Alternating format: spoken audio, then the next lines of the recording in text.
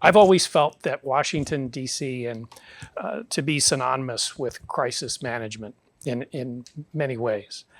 It's what makes our jobs in journalism interesting and essential. And for decades, for fear of aging Judy, the face of that practice has been Judy Smith.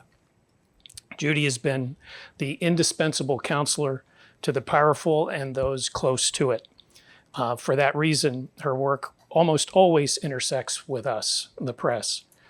She has provided both a formidable shield to those in need, sometimes that frustrates us, but as well as important access for reporters during the heat of the chase.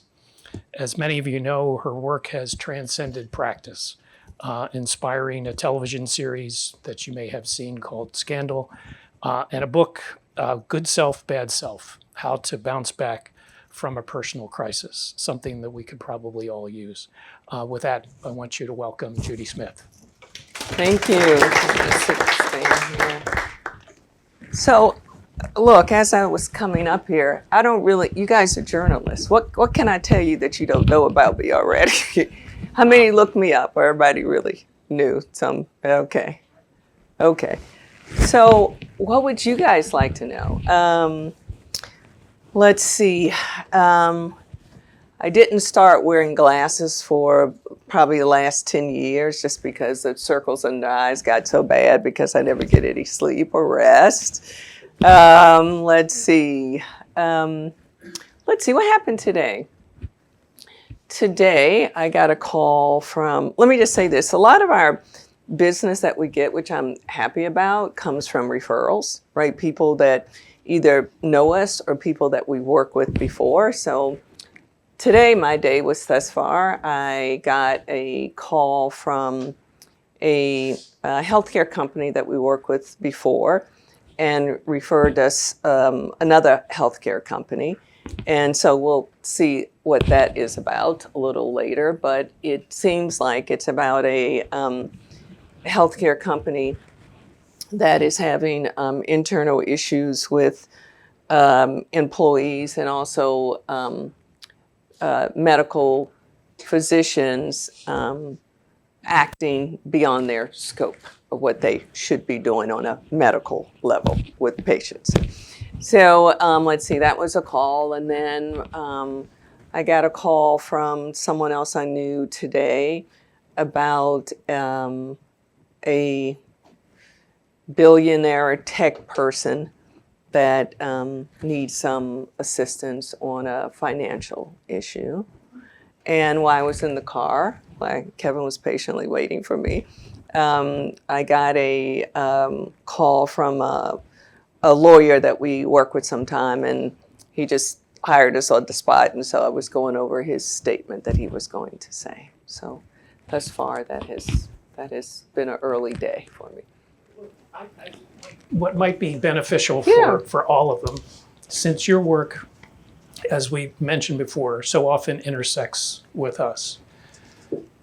Talk to us a little bit about what, in your view, represents a productive relationship with reporters, especially when you're representing somebody who is in the harshest spotlight possible, which is mostly where you come in. Yeah. And how those relationships are built and when you think they are most productive.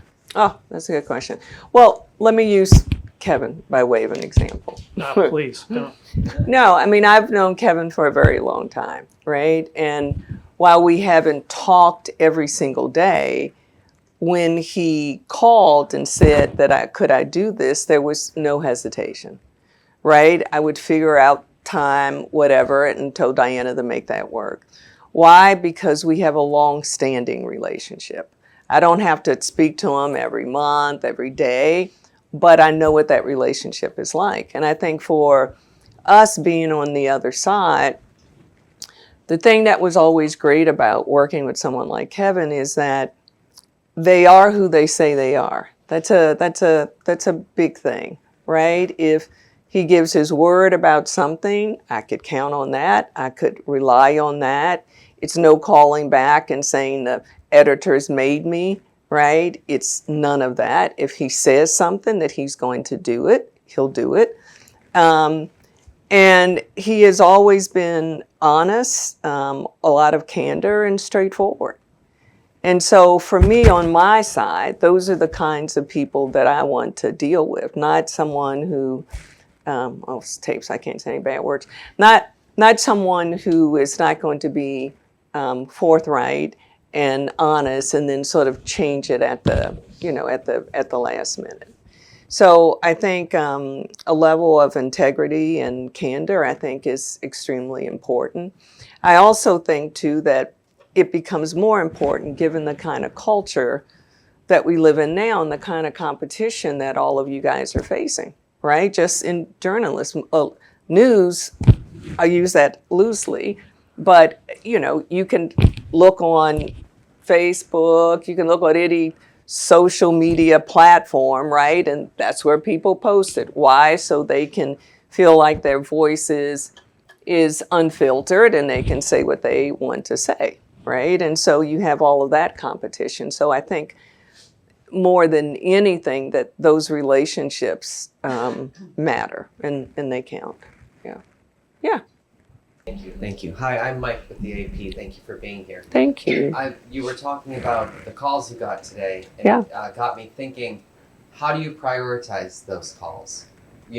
What mission do you have to accomplish first out of those three, and how do you differentiate between what takes priority and what you can scoop? Yeah, I think that what is the most immediate, right? I'm guessing because I haven't gone into detail, but I'm going to say the billionaire, right? My sense of it is that the urgency probably has really passed, right? Because if so, that call would have come 2 days ago, whenever the issue, happened, basically. So it's really based on the immediacy of a particular issue. Yeah. That makes sense? Yeah. And I will tell you, a lot of business we turn down. I turned down an awful lot of business. At half the time, I try not to tell my CFO anymore. It started just to get her pressure up too much. It's not the kind of thing that I would want to be involved in for a whole host of reasons.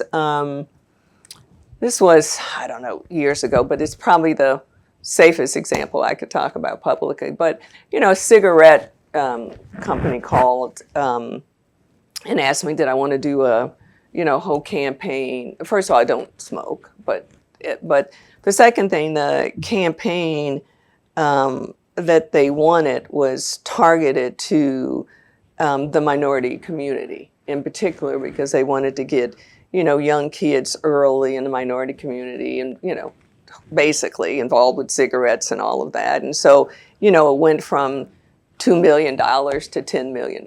Now, it's not as if I could not have used that $10 million, but that's not something that I would want to do. Yeah. Or oh God, I'm blanking on his name. I should know. He's getting an appeal now. What is his name? He ran a production company, was charged, went to jail. You guys know what I'm talking about? Yes. So that's a good example, right? Attorney called me up and said, this powerful entertainment guy wants to hire you, et cetera, et cetera. And he didn't tell me his name. And he said it's some, bad allegations and da-da-da-da-da. I said, oh, okay, I'll think about it. And I knew who it was only because of the way that he described him, because that is the way that person describes himself, basically. And, and turned that down several times, despite the level of aggressiveness and the level of amount of money. Yeah. Hi, my name is Jesus. I'm from the Washington Post. Hi. Thank you for doing this. Thank you. I'm curious how you define the word crisis. What's the criteria for knowing when someone is in a crisis? When do they bring you in? And then when does the relationship end Like, Yeah. when has the crisis dissipated? I usually, most of the time, I know people call it crisis management. I always feel like it's issues. I mean, I guess it's one and the same. But a crisis to me would be if I'm just looking at Alex, is Alex would call and say, this story is about to break, either from a reporter or, you know, someone's going to post something. That would be a crisis for me. A few weeks ago, we got a call. It was a young woman was using, I guess you would call it like a face mask to, she's young, like, you know, yeah, using a face mask to make her face look smoother or plump or something. And she started posting that it was burning her skin, right? And so that's a crisis because it's starting to pick up traction very quickly. I got a call from the chief marketing officer and then the CEO. So whatever I was doing, I stopped immediately and started to focus on that. Because really, at the end of the day, everything honestly is not a crisis. A lot of people think it is when they call you because, you know, issue is important to them. But to me, it's really if it's going to impact your brand, your reputation, your bottom line in some way, that to me would be important. Yeah.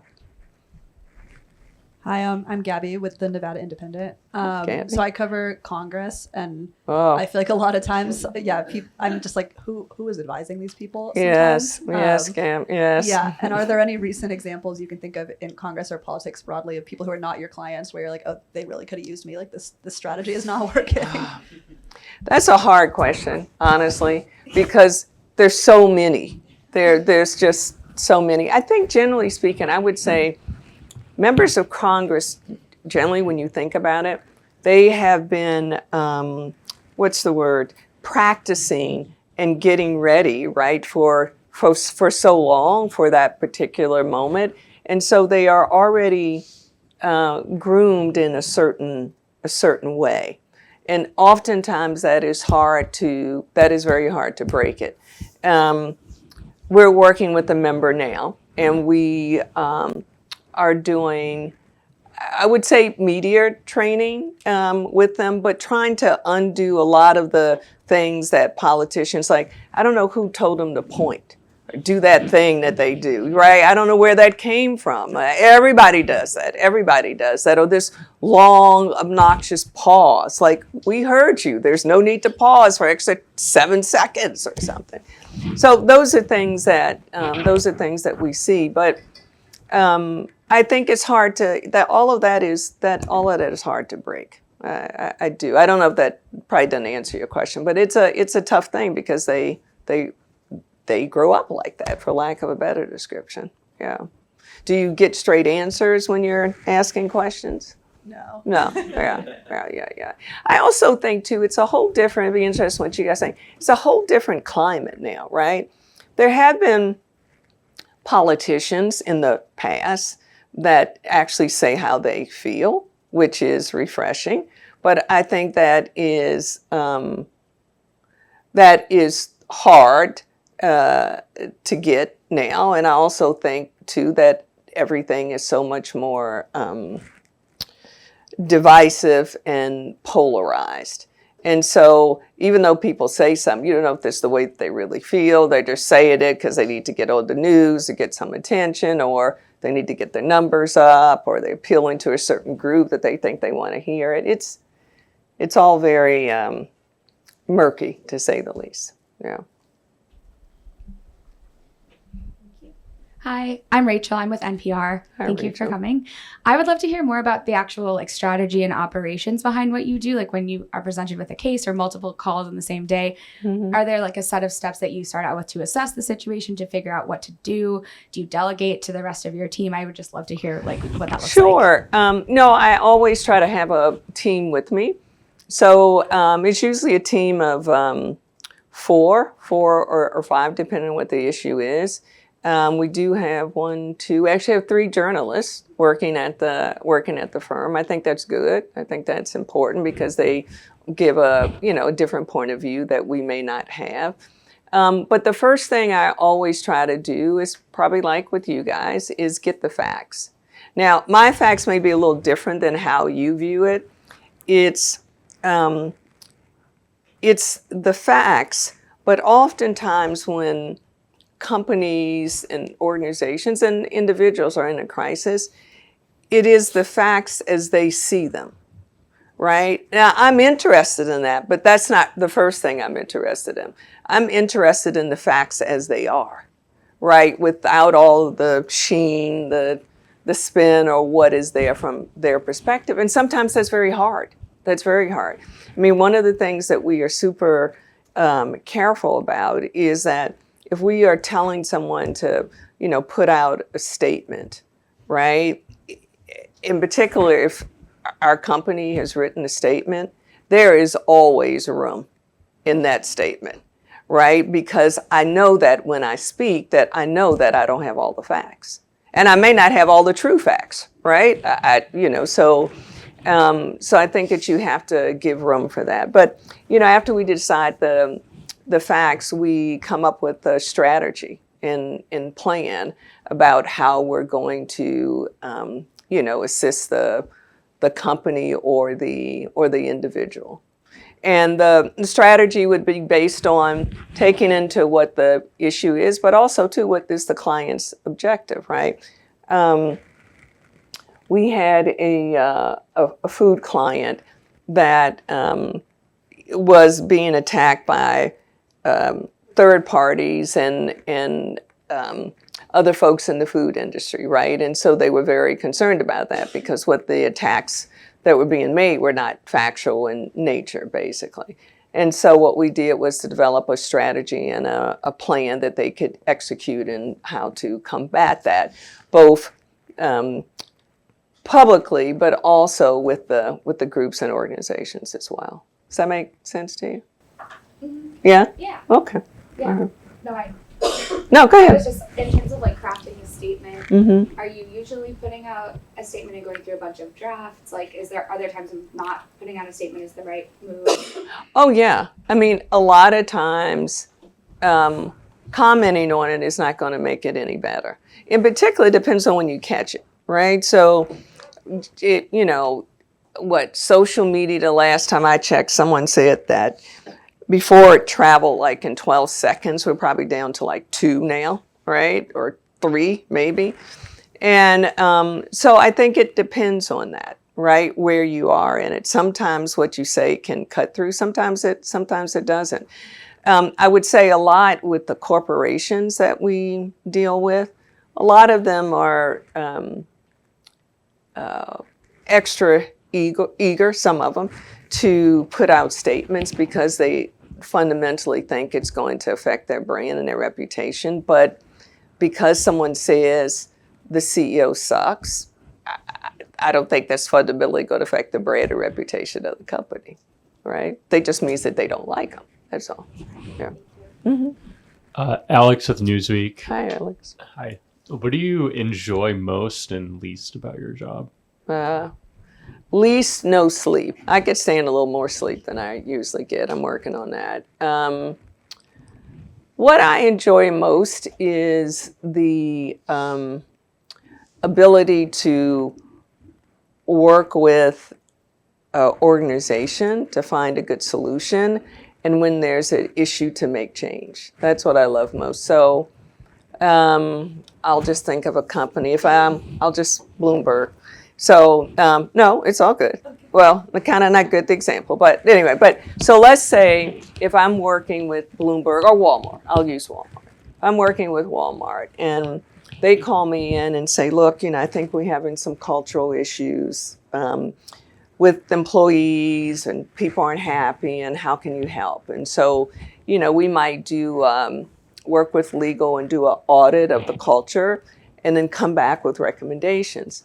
Now, the thing that's really good about that is that it puts us in a very good position where I can come back and say, look, when you look at the culture, it's, 80% men, right? And 20% women. And so because of that, there is a huge need to have a program that's in place for women that focus on, climbing up the ladder, basically. And so I'm able to do that. And the program is now in place for 10 years. Now, I can't go around and say, oh, I made this company put in this program to help women for the next 10 years to grow. I can't say that, but for me, that's a good thing. It's a good thing. Kwesi from PolitiFact. Yeah. How can we break some of the adversarial nature that we as journalists have with you and the clients that you serve? I don't think all of it will go away, but can we diffuse that a little bit? Well, I think you can. I think it's relationships. You have to work on it consistently, not when something comes up and you want something, right? Because the people that I go to are people that I have relationships with, people that I trust, people that have demonstrated that they keep their word. So, and I think for all of you, relationships are just, they're important, right? Because there's so many different places that people can go. And like we said, how we started, people can post their own stuff. Before, you were really used, right, as a vehicle. Now there's so many other vehicles that people can go to. And so that's why it's important. Now, sometimes one would say in my position that it's better that your message, that you don't post it, that it's better that it comes from an independent third party, right? Which would be you. So, I think that relationships matter. I don't think that's a old thing. I think that's a consistent thing. Yeah. Hi, Akela from Bloomberg. I'm just so curious, what do you make of your perception in the show? Is there anything you would change about it? Oh, the Scandal Show. Well, I mean, there was no sex with the president. I mean, I think everybody knows that, although I did have to call him because, he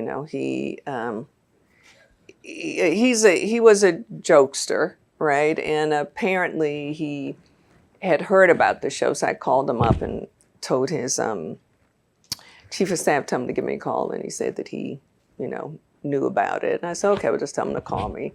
And typical, this is what I mean by jokester, he had called and left a message on my machine because I couldn't pick up. I was on a conference call when he called back, love you, want you, you left me, call me back. This is the, leader of the free world, former leader of the free world. I'm like, see, this is why I'm calling you right now. You're joking too much. Like, you can't do this in public. Like, oh, remember the time we got together? No, there was no time that occurred. So, but yeah, some of the sex stuff, but I learned a lot about television. Like, I had no idea you can't have a hit show in the 9 o'clock or 10 o'clock hour without some relationship going on. It won't be successful. It doesn't. The thing that I learned about the show, and the reason why I did the show, was probably not what a lot of people think, but I was shocked when I was talking to, because the purpose of the meetings that I had out there was about a book, not about a television show. And in talking to people, I had found out that there hadn't been a black woman that played the lead in television in 30 years. I couldn't even think of who that was. So I started doing research, and it turned out to be a show called Julia, where the woman played a maid on the show. And I talked to some folks, right, about it, and I would say a good bit of the folks said that if I did the show, that the woman couldn't look like me. And so I said, well, that's not doable for me. I have raised 2 kids. They've seen me do all this. Do you know what I mean? Clients stayed at my house, all of that. And so when I found out that it hadn't occurred in 30 years, I feel like I had to. It was right there. I had to be able to do it. And what was interesting was I got calls from 2 network presidents that called afterwards to apologize. And they said that they apologized for not having the courage to take the leap because they were afraid that it was going to be unsuccessful. Money was tight and they were going to lose their job. So, so that's why I did it. Just one little follow up. Do you feel like it's made a real cultural impact? I studied the show in college, so I wonder if you think that it has actually had an impact on women in politics in Washington. Yes, I do. But the other thing I think it did, just broader, it opened up the door for a complete industry that was really closed for minorities. When I say closed, you saw 1 or 2 or a few. But when you look at the landscape now in entertainment and people that are either in front of the camera or behind the camera, it has totally changed the landscape and it's given people, I think, freedom to, to make choices and to make change. So I think it's a good thing. Yeah.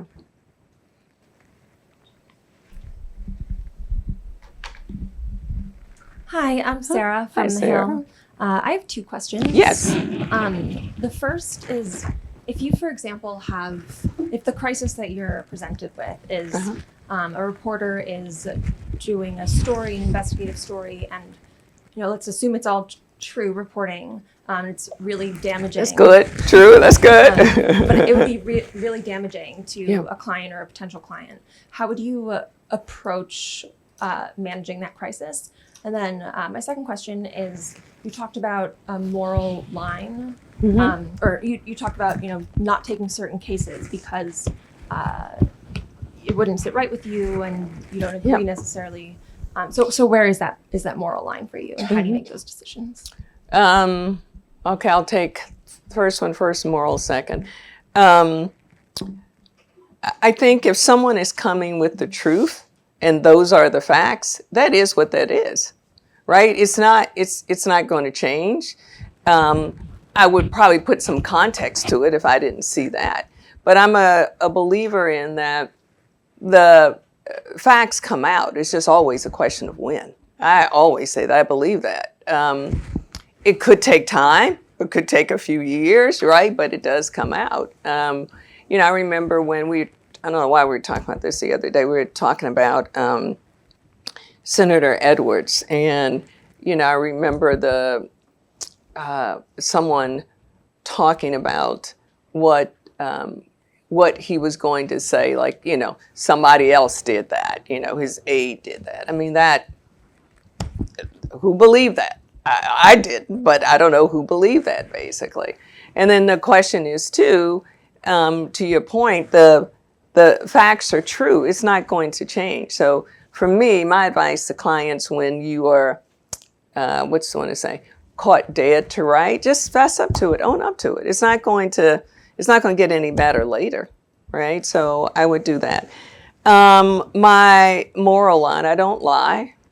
Right, the truth is the truth, and that's important. I think the credibility that we have in the marketplace, people believe what we say because we tell the truth, as unpleasant as that might be, right? And if also too, it's not as if, which is I don't really understand. I mean, I understand it, but why people don't tell the truth, because it is going to come out. So you might as well just face into it and just get it out the way, I think. Yeah.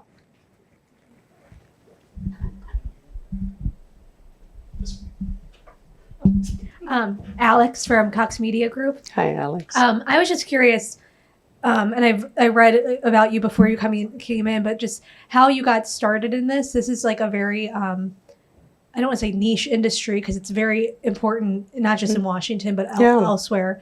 And if, in your early career, if this was like a gut instinct, obviously you've built up a lot of experience over time. I'm sure some things feel cyclical, like, oh, I've done this. I've helped a congressman before. That was not unlike this situation, but like how that worked of knowing that this is what you were meant to do. I would say for all of you that that is not an easy thing, at least for me. Some people know that, right, instinctively, but I can't say that I did. Honestly, how it all flushed out for me was post-COVID, and I tell you why. I hadn't I hadn't seen some of my buddies that I had grown up with in the old neighborhood since we were little, 4 or 5, that sort of thing.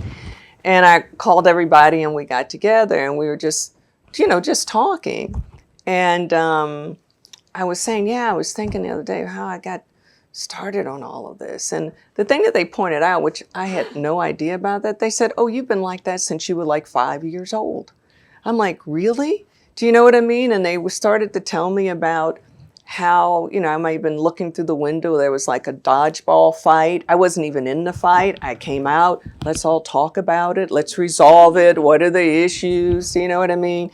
I think when I was 10 or 11, found out that the playground was going to close, and that was our after school where we hung out. And they said the money people are shutting it down. So I said, well, who are the money people? And I collected money from my little group in the neighborhood. I was like 11. And we got on the bus, and we had one little raggedy sign that said, we need money for our playground or else we're going to be bad people, or, we'll grow up being bad. And there was an officer there who helped us, and we got money for the playground in 3 weeks. So I didn't know that about myself, but I will say the thing I think that has helped me along the way is that I meet opportunity when it comes, and I'm not afraid of not to succeed in it, right? So all the jobs that I've gotten before I started my own firm, which was by a lark, I can't say that was a strategic plan, but when I came out of law school, I was supposed to go to a big fancy firm in New York, Rogers and Wells, and literally I happened to be at the Iran-Contra office seeing a buddy of mine. This was like 2 days before I was supposed to go to the law firm. And I was just talking, she says, come on down for lunch. I was talking to her for lunch. She said, what do you think about our messaging? I said, oh, God, it kind of sucks. It's not good, et cetera, et cetera. Anyway, by the end of the day, I had talked to 5, 6 attorneys. Next day, I get a call from Judge Walsh, who was the independent prosecutor, and said, oh, I understand our messages suck. I said, oh, my God. I said, well, sir, I don't know if that was the clear language or whatever. He started laughing, and he said, look, come on in. I want to talk to you. So I was like freaking out. I thought I got my buddy fired. So I came in and talked to him, and he said, I want to hire you. I said, sir, I already got this job at Rogers and Wells. I'm supposed to start in 2 days. It's in New York. I got a sign-in bonus. I spent it already and all of that, right? And he said, no, I'm just going to call Bill. I'm like, don't call Bill. Like, who is Bill? Bill Rogers. I don't know Bill. So he gets on the phone, and this is my first time, too, really seeing what we would call, as women, sort of the old boy network working. He's sitting there talking to Bill. I'm looking at the independent prosecutor. Bill, this is Larry. I got this woman in my office, Judy Smith, and she tells me she's supposed to be working for you, but I would like for her to stay in D.C. and work for me. And I'm just sitting here thinking, this is not going to end well. I'm not sure what I'm supposed to be doing here. And so Mr. Rogers said no. And then Larry, Judge Walsh, said, Bill, you remember whatever they said? All of a sudden, he passed the phone to me. Bill said, Judy, you should take that job, right? He said, scandals don't happen that often in Washington. You should take it. Little these know now what we know then, but you should take it. And so instead of going to New York, and I told Mr. Rogers, I said, hey, dude, I spent the signing bonus, and I've got a deposit down the apartment. He said, you may not know this because you were supposed to be in litigation, but we're actually a real estate company, and he had somebody call, and they sent me back my deposit. I know, crazy. Literally, I'm just sitting in the man's office, right? And so I tell you that is that you just want to be open, because that was my first job at the Iran-Contra. And then from that, I worked at the U.S. Attorney's Office. And then at the U.S. Attorney's Office, that was when, I feel like I'm skipping something, but that was when we did the Berry case and a few other high-profile cases. And Marlon Fitzwater, President Bush's press secretary, had gotten references because he was looking for someone because he wanted to leave. He didn't want to stay another term. And literally, he called me up, and I thought it was, my little friends that I grew up with was playing a practical joke on me, and I hung up on him. And I said, tell Beanhead, that was my best friend, tell Beanhead I'm not going to fall for this, and I hung up on Marlon.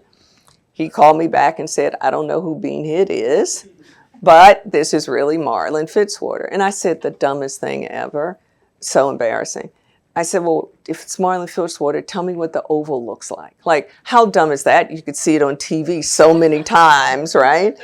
So he said, come in and talk to me. And I came in to talk to him. And, I gave him my opinion on all the things that they did that were not great, did suck, made no sense, et cetera, et cetera. And he called me the next day and said, can you come in and meet the president? I came in. President said, I only have 5 minutes. I said, oh, okay. He said, well, no, then come with me. I said, okay, well, where are you going? He said, well, I have to travel to 2 cities today. So literally, I'm trying not to pass out, true story, because I then walk out. I've never been in the Oval. I grew up in D.C. poor. And, walk out of the president's office. That was enough for me to pass out right there. And then, going on Marine One and then Air Force One and then hanging out with them for the day. And then on the way back, drinking martinis. I'm like, this is all too much for me. And so I say that to say that that was my first, all of that happened because of not being afraid to take risks and to try things. And so I would just say, don't play it safe, right? I think that's important because you don't know all the other things that you might be missing. And I said no to the Monica Lewinsky thing at least 4 or 5 times, basically, and end up taking that and, just started from there, basically. Yeah. And then it's a long answer to your question. No, great but, answer. And then just another question. Yeah. Have you ever gotten calls from 2 conflicting sides? Yes. And I don't take either one. right, that's what I figured. It would be a conflict of interest. But I just think that would be an interesting case where you hear from, then you get the facts from the facts. Oh, from yes. both sides. No, and and it's interesting because the last time that happened, I was talking to one side and another member of my staff was talking to another side, right? And didn't know. And we came back, oh, yeah, I just got this call from a client. And they said, oh, wow, I got a call from the client, too, on the other side. So, yeah, we wouldn't take it. Yeah. One in front of you. Yeah, sure. And you got one in the back. Yeah. Hey there, I'm Jacob with Scripps News. Thanks so much for coming to talk to us. Hi, Jacob. You talked earlier about the importance of relationships, especially with reporters, knowing people you can trust. When, those of us who are newer in our careers and don't necessarily have as many of those longstanding relationships, what is a signal to you that this is somebody whose email I want to respond to or whose call I want to take if a story breaks and you're getting inquiries from so many different reporters? How do you decide who you can trust in that moment if you don't know them? If I don't know them? I would probably do normally what you guys would do. I would look the person up and see what kind of stories they've written, see if I see any bent or slant. But I would try to call up people that I know to see if they knew that person. But I will say, even if you guys don't know people, how many of you think that you have good relationships already? Yeah? Working on it? Okay. Yeah, I would say that it's worth to continue to invest in that. Even if you stay on the beat, if you don't stay on the beat that you are in now, that will follow you, right? And so yeah, it's important. In particular, like I said, you're in a different competitive landscape now. And so there's so many other options. Yeah. Can I do one more? Sure. You've been talking about your philosophy that, the truth is most important, that ultimately that will always come out. Yeah. At least from my perspective, it seems to me like there are certainly some politicians who do not behave that way. And that's so kind of you how you said that. Yeah, so true, so true. Yeah. And some who have found a lot of success with a sort of deny, never admit the truth, just double down attitude. That seems to be more pervasive perhaps than in the past. Yeah. Do you see that as well? And how do you think that that's changing the culture of politics?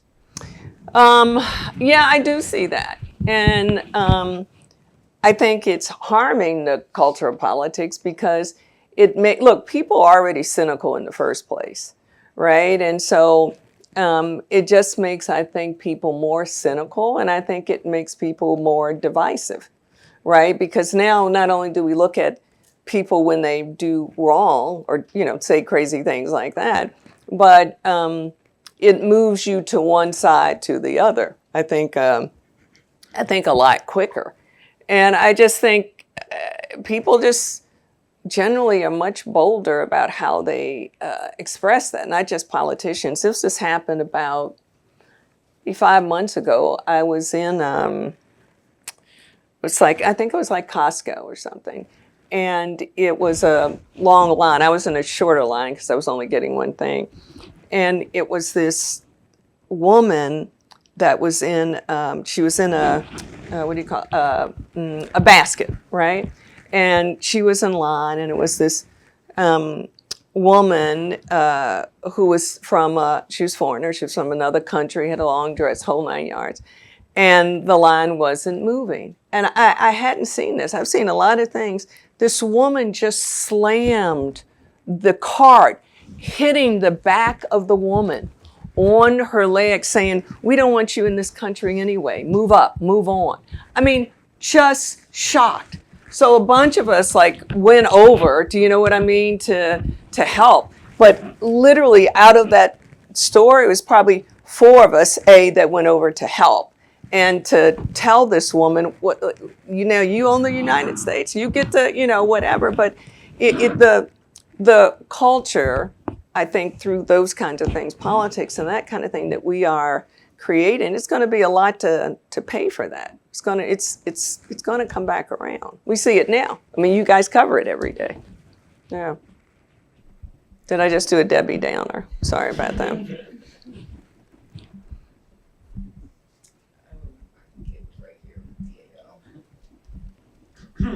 Hi, Diego from Bloomberg. I read that you were in the White House and helped with Clarence Thomas confirmation. Is that right?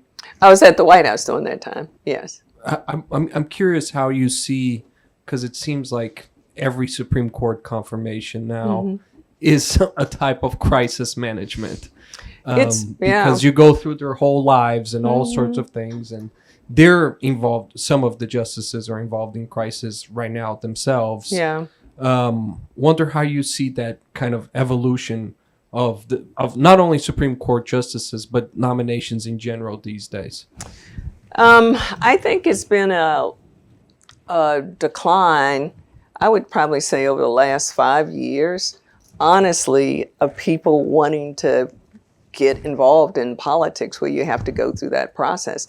I had someone call me, it was about a month ago, and both sides are getting ready for who they're going to decide to put in the cabinet, right?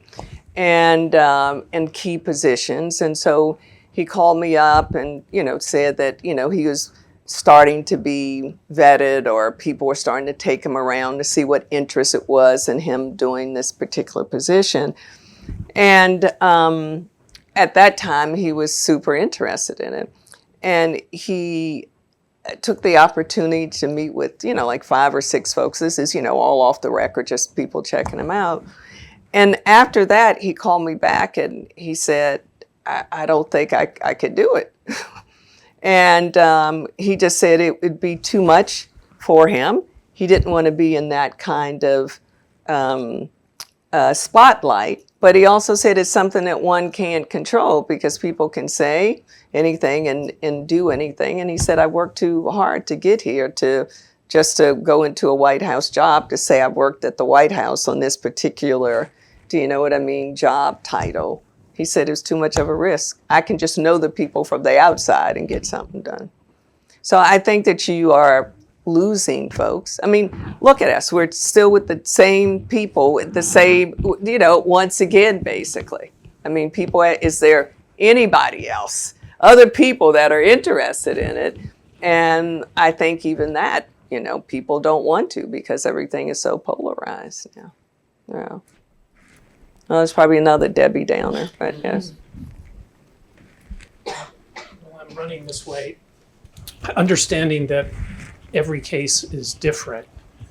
Is there a calculus that you sort of go through to determine when it's more beneficial than not for your client to engage with the press? Yeah, I think the calculus really is if I think the client can be successful in getting his or her message across. That I think is critical. It doesn't, to me, matter just in terms, sometimes the clients think that if I can just get out there, do you know what I mean, and tell my story, that it will be different, and sometimes it's not. I remember I had a bet. I won, which was good. It was about Lance Armstrong. I think it was Lance Armstrong. And whether or not, I think it was Lance Armstrong, he was on television, and afterwards, doing television, when he was talking about the critical issues, you could see him swallow. It's a small thing. See him swallow. So body language is important. Swallow like really hard on the really tough questions, basically. I remember he was on 60 Minutes. And so I called up my buddy over at 60 Minutes. I've known him for a long time. He said, what'd you think? And we were talking. I said, oh, he's so lying right now. He said, oh, why do you think that was? I said, because every time he looked nervous, he did this, that kind of thing. And so the reason why I remember, because we made a bet. And so he bet me $1,000 that I was wrong and he was right. I said, dude, come on now, this is my side of the fence. I think you're wrong here. And he said, I disagree. I said, all right. It could be 6 months, could be a year, could be whenever, but I know I'm right about that. And anyway, I did win my money, won $1,000 on it. But yeah, I think interviews are helpful. Yeah, I do. It has to be the right setting, it has to be the right audience, and I think all of those things are up for grabs now because it's so competitive. Right? I mean, you could now go on a podcast. Remember, everybody was like, oh, you need to go on the big interview, whoever was big, and, go ahead and say whatever. Nobody does that. It could be a podcast, and then people can refer back to their podcast, basically. And then the podcast person will say, okay, yeah, I'll ask you these 3 questions, and there'll be no, backup. We'll just ask the questions, basically. So if you are somebody and you want to say something, that's an easier forum than coming to all of you, right? It's a much easier one. Nobody to ask some questions. There's no follow-up. There's none of those things. Hi, I'm Andy with E&E News. Hi, Andy. You've talked a little bit about how the truth always comes out. I feel like we live in a world now with social media and AI and misinformation, deep fakes, all that stuff that I think can really kind of muddy the waters there and complicate truth and what truth is. Curious about how the advent of these technologies and these trends has changed your job and the way you approach your job and the kind of crises that you see. Yeah. That's a really good question, Andy. It's changed a lot, right? In the sense, to your point, that if you read something, you can no longer give the benefit that that's true, right? I mean, none of us can because it's changed so much. It's caused me in my job to be more of an investigator than I would like to be, right? Just in terms of trying to find out the truth. We got a call from I knew him in a prior life, from a head of a record label. And he was concerned because one of his clients, one of his wonderful musicians, folks, had put out a record, and it seemed crazy to him that now some bad things were, coming out about his client, basically. And so he asked me to look into it, right? And so we often, work with a good investigative team, and we have a group of, 5 or 6 folks. We come together. So to make a long story short, we are able to check into it. And this is how crazy world we live in.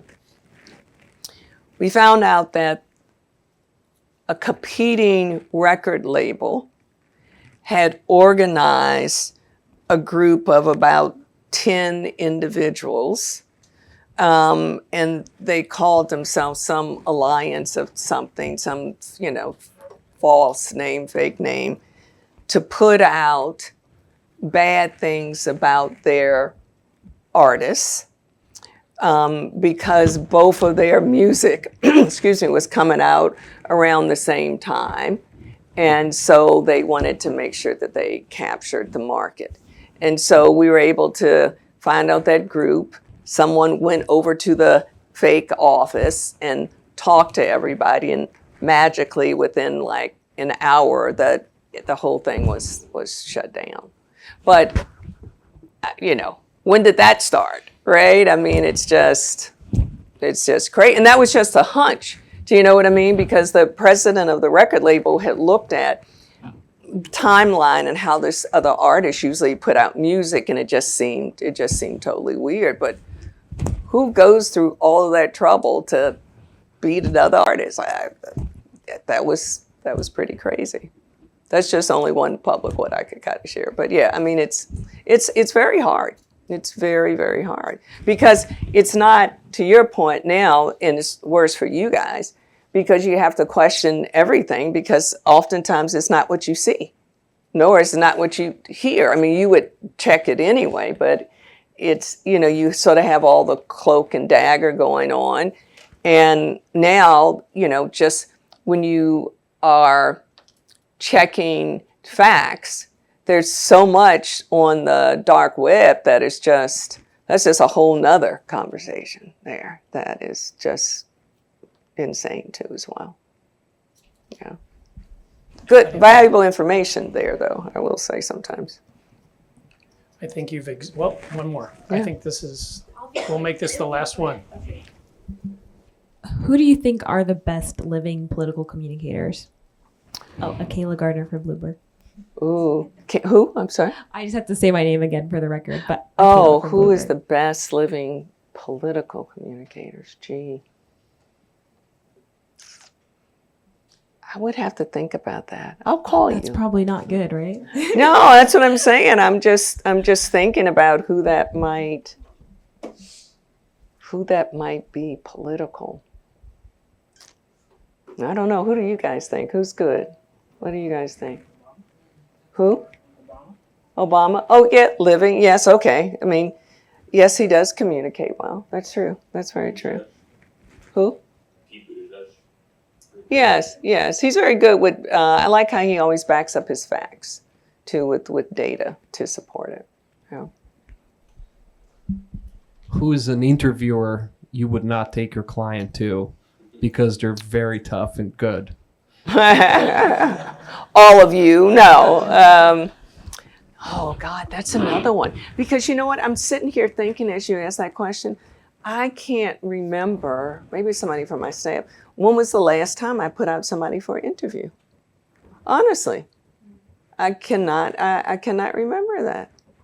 But that just tells you how much it shifted. Yeah, go ahead. Why is that? You don't. Well, need yeah, it, no, you think? because I would say for a few reasons. One, it could have been the moment had passed, right?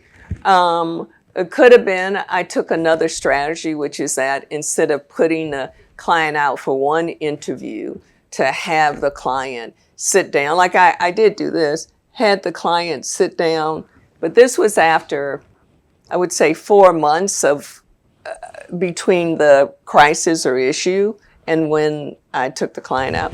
I had the client just meet probably 4 reporters because that client is going to continue to be in the public eye, and I wanted them to know the person that they were, what they were writing about, basically. So they would have some relationship. So I spent some time developing that. Yeah, but I can't remember just, that interview. It's been a while. Yeah. Well, this hour flew by, and thank you for your questions, but thank you mostly, Judy, for being here and sharing an incredible life. And but one other question: do you pick lottery tickets?